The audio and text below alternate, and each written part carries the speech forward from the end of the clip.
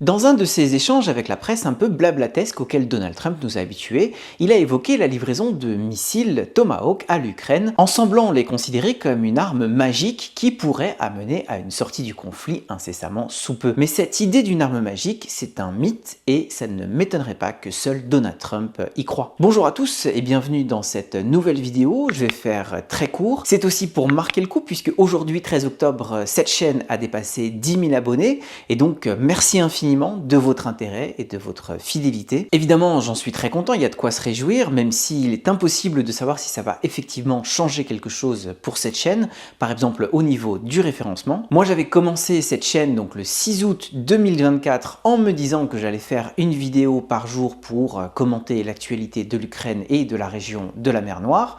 Ensuite, j'ai dû rétrograder un peu et passer à quelques vidéos par semaine parce que c'est vraiment chronophage et je me fais assez vite absorbé par mes multiples autres projets. Et ce qui fait que là, j'ai fait le compte, depuis le 6 août 2024, se sont écoulés 433 jours, et là je suis en train d'enregistrer la 221e vidéo de décryptage du jour sur cette chaîne. Donc comme vous voyez, on est vraiment loin de une par jour. Et là, j'étais en train de penser à peut-être passer à une vidéo hebdomadaire, qui soit là pour le coup vraiment très bien présentée, avec beaucoup d'illustrations, et qui permettent d'aborder une thématique en particulier dans la profondeur. Alors je poste un sondage en même temps que cette vidéo que vous pouvez retrouver donc sur le mur de cette page. N'hésitez pas à aller y participer, à me dire comment vous voyez les choses et à me dire ce que vous préféreriez, donc que je reste centré sur l'actu ou que je passe plutôt à des types de vidéos qui sont plus thématiques et donc un peu en parallèle de l'actu. Et puis évidemment, comme je l'ai déjà annoncé ici plusieurs fois, j'ai toujours envie de faire plus de reportages, mais ça c'est une question de moyens et pour l'instant ça n'est pas vraiment possible dans ma situation. En tous les cas, il y a vraiment deux certitudes ici, c'est que je vais continuer puisque cet exercice est vraiment chouette, c'est assez stimulant et c'est vraiment sympa d'interagir avec vous dans la section commentaires, même si j'ai pas toujours le temps de répondre à tous les messages et ça j'en suis désolé. Et la deuxième certitude, c'est que ça ne va rien changer au niveau de la monétisation. Tout le travail que je fais, c'est principalement pro bono et donc si vous aimez ce que je fais et si vous voulez me soutenir, parce que faire des vidéos, ça fait pas manger en soi, eh bien je vous renvoie à mes pages Buy Me a Coffee ou à ma page Tipeee. Évidemment, vous pouvez tout trouver sur mon profil et par avance, je vous remercie de me soutenir de manière concrète pour me permettre de continuer à travailler et à pouvoir vous livrer des vidéos donc relativement régulièrement et ensuite on décidera de la cadence à l'avenir. Et donc voilà, encore une fois, un grand merci pour votre fidélité et pour votre intérêt. Alors cette vidéo, je l'enregistre à la fin d'une journée qui est quand même relativement chargée, mais pas vraiment en lien avec l'Ukraine et la région de la mer Noire, plutôt en lien avec le Proche-Orient. Ce qui s'est passé aujourd'hui est évidemment historique, la libération des otages israéliens et la libération de prisonniers palestiniens qui a ensuite été suivie par un sommet très ambitieux en Égypte.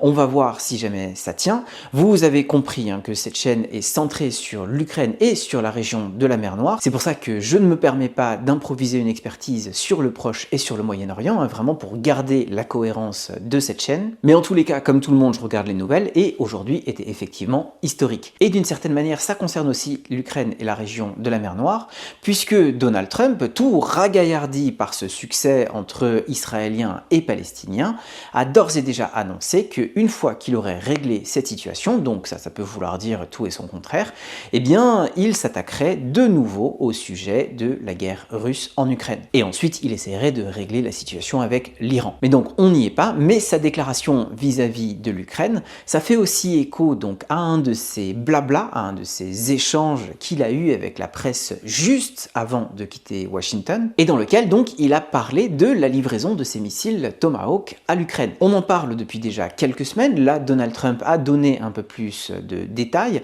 notamment sur le fait qu'il faudrait qu'il consulte Vladimir Poutine sur ce sujet. Alors, est-ce que ça veut dire le consulter comme un espèce de levier de pression dans une négociation ou alors le consulter pour lui demander sa permission?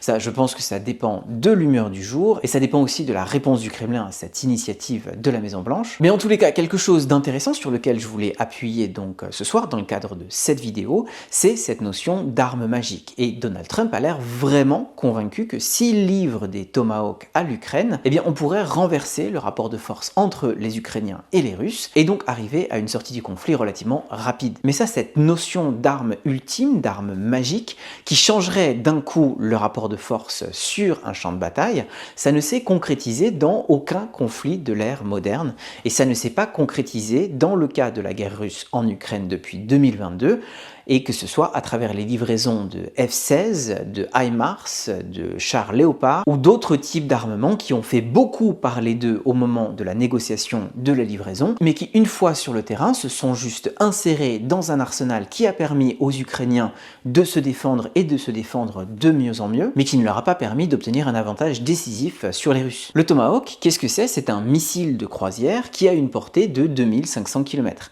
C'est une arme redoutable, ça c'est sûr, mais la Russie dispose de ses propres missiles de croisière, aussi des missiles balistiques, qu'elle a utilisés librement depuis 2022. Et donc en fait, le Tomahawk ne viendrait que conforter la position des Ukrainiens face aux Russes, mais il ne changerait pas forcément la nature de cette guerre. En fait, un impact éventuel de la livraison de Tomahawk à l'Ukraine, ça ne serait pas vraiment dans la nature de l'arme, mais plutôt dans sa quantité. Il faudrait que le missile soit livré à plusieurs dizaines, voire plusieurs centaines d'exemplaires, et non pas au compte-gouttes comme l'ont été les systèmes précédents. Et ça, on n'est absolument pas sûr que Donald Trump l'ait intégré, d'autant plus que visiblement, il se réserve un droit de regard sur leur utilisation et sur les cibles qui seraient sélectionnées. En fait, si on se place du point de vue ukrainien, Kiev a besoin du Tomahawk comme un symbole du soutien politique continu de Washington à Kiev. Ici, en Ukraine, le Tomahawk n'est pas du tout vu comme un système unique ou irremplaçable. Et pour cause, le nouveau missile ukrainien Flamingo, donc qui est aujourd'hui produit à 2-3 exemplaires par jour, et visiblement l'Ukraine voudrait passer à 7 exemplaires par jour, il coûte 4 fois moins cher que le Tomahawk et il a une portée de 3000 km, alors que le Tomahawk c'est seulement 2500. Et ça, évidemment, c'est en parlant de missiles, il ne faut pas oublier les drones de longue portée qui ont fait leurs preuves ces 2 dernières années et qui, on a l'impression, s'améliorent de semaine en semaine et vont toujours de plus en plus loin dans la profondeur russe pour y toucher, en l'occurrence, des raffineries, en tout cas des infrastructures énergétiques. Et donc ce qui fait que la livraison de Tomahawk, telle que l'évoque Donald Trump, ça ne changerait probablement pas le cours de la guerre, ça servirait à consolider la position des Ukrainiens, mais ça ne serait absolument pas, comme visiblement en a peur Donald Trump et comme le dénoncent déjà les Russes à travers notamment Dmitri Peskov ou Dmitri Medvedev, ça ne serait absolument pas une escalade. Puisque l'escalade, et je l'ai déjà dit quelques fois sur cette chaîne, c'était le 24 février 2022. À partir de là, tout ce à quoi on a assisté, ce sont juste les logiques d'une guerre meurtrière et d'une guerre d'attrition. Les Russes ont eux-mêmes utilisé des dizaines, des centaines de missiles de croisière et des missiles balistiques contre les Ukrainiens, et ils ont fait beaucoup de dégâts et beaucoup de morts. Personne ne considère ça comme une escalade. Et depuis les premières livraisons des armes occidentales en 2022, elles sont maniées par des Ukrainiens et elles servent à tuer des Russes, que ce soit en Ukraine ou en Russie. Et ça, les Tomahawks ne changeront rien à cette logique, d'autant plus qu'ils ne produiront guère plus de dégâts que les missiles et les drones ukrainiens. Et donc, à la fin des fins, si, comme je l'ai déjà évoqué, c'est d'abord et avant tout un symbole politique qui ne changerait pas vraiment la nature de la guerre ou le rapport de force sur le terrain, eh bien, j'ai presque envie de dire qu'on s'en fiche un peu de cette question des Tomahawks. Évidemment, pour les Ukrainiens, ce serait mieux s'ils étaient livrés, puisque ça consoliderait leur position. Mais si jamais Trump tergiverse de 2 semaines en 2 semaines, eh bien le pays survivra. En fait, toute la subtilité de cette question autour des Tomahawks, et c'est vrai je pense pour ce système d'armement, pour cette négociation en particulier, beaucoup plus que pour les autres, l'intérêt pour les Ukrainiens, c'est d'avoir cette discussion. C'est de pouvoir conserver un point d'attention sur lequel se concentre Donald Trump, et qui, d'une certaine manière, rassure Volodymyr Zelensky sur le fait que son homologue américain ne passe pas à autre chose. Et peut-être aussi que toute cette discussion autour des Tomahawks, finalement, ne se tient pas entre les Américains et les Ukrainiens, mais est d'abord et avant tout destinée à nous, le public, puisque ce serait un espèce d'arbre qui cacherait la forêt, étant donné que ces derniers temps, on a vu donc dans ce qu'on appelle un revirement de Donald Trump sur ce dossier russo-ukrainien, que l'administration Trump avait changé un peu de fusil d'épaule, qu'il y avait du partage de renseignements et qu'il y avait potentiellement une détermination renouvelée pour obtenir des résultats et pour obtenir un cessez-le-feu que, évidemment, Donald Trump appellerait tout de suite la paix. Ça, on va continuer à le suivre dans les prochains jours, notamment vendredi, puisque Volodymyr Zelensky apparemment est invité à la Maison-Blanche pour s'entretenir directement avec Donald Trump. Donc on va voir si ça débouche sur quelque chose ou pas. En tous les cas, il me semblait important de remettre les points sur les i concernant cette question des Tomahawk. Ce n'est pas du tout une arme magique, ce n'est pas une arme ultime, et assez vraisemblablement, même s'ils sont livrés, ils ne changeraient pas la nature de la guerre ou le rapport de force, étant donné que les Ukrainiens ont développé leur propre capacité de frappe dans la profondeur, et on en voit les résultats tous les jours en Russie. Voilà, je m'arrête là. Encore une fois, merci pour être 10 000 abonnés, donc à me suivre sur cette chaîne. Je file et je vous retrouve très vite.